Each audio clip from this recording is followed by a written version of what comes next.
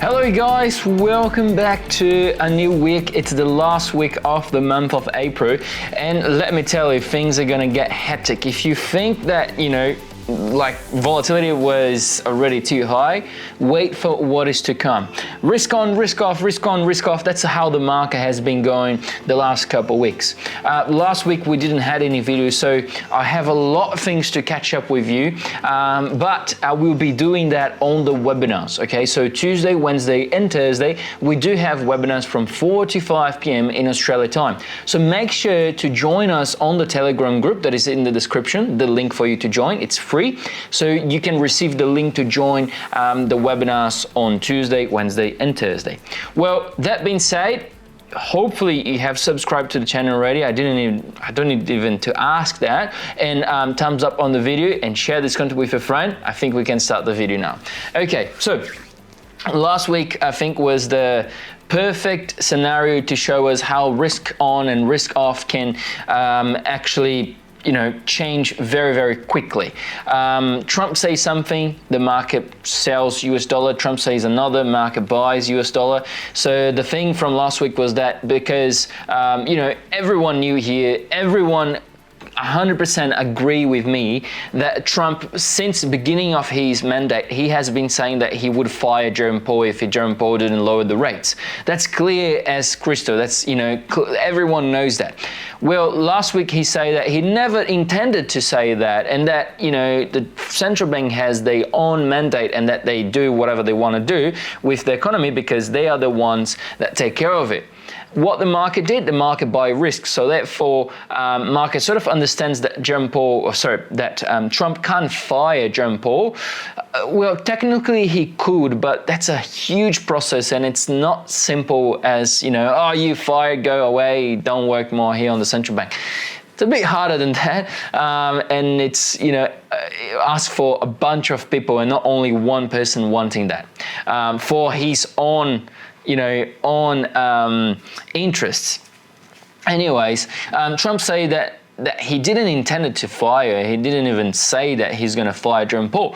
What happened with the market is that the market buy risks. So therefore, gold went down, Japanese yen went down, all the safe havens pretty much except for US dollar, that is the riskier assets at the moment. So for instance, like Euro dollar had a pullback, US dollar CAD had a pullback, US dollar CHF is having a pullback, US dollar Japanese yen is having a pullback, Aussie New Zealand Aussie Australia is having Aussie US is having a pullback as well. GBP USD is having a pullback. Any other currencies that has US dollar on the base or on the quote is having a pullback at the moment for up or down. That is because what Jerome Powell and what Trump has been saying about Jerome Powell. Now that's a little bit of last week. What we have this week, it's really, really important. We're going to be having Australia CPI, we're going to have BOJ, the Bank of Japan. From last week, Tokyo CPI came in at 3.5%, that previously was 2.9%. I think that's the numbers, or 3.4 to 2.9, something around that. Quite sure that was 3.5% the actual release from the previous 2.9, so that it's an increase of 6% pretty much, 0.6% pretty much. It's a big increase, and it's in Tokyo, so it's a big increase for the consumer price index. Therefore, the market is specifying a bit of hawkishness into the BOJ coming into the Bank of Japan. On Thursday, for Australia, I don't know where you are around the world, maybe on a different time, but it will be Thursday in Australia. Until Wednesday, we're not going to have much things happening. On Wednesday, we're going to have the CPI for Australia, so the Consumer Price Index.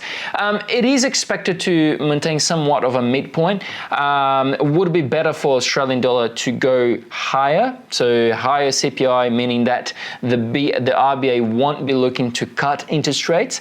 A majority of the analysts around around Sydney that I've been talking to, they are expecting a lot of cuts coming into the RBA this year. Personally, I don't expect to. They've been saying like, oh, look, we are RBA, look at BOE, look at ECB, look at the Fed, all of them have been cutting. We only did one because the population argued to. There's a lot of pressure into the RBA to cut the rates, and I don't think that's going to happen.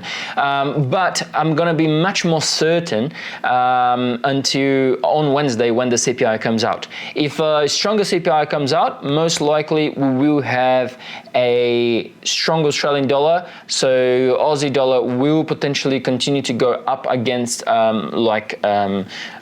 Japanese yen in the short term, Australian dollar in the short term.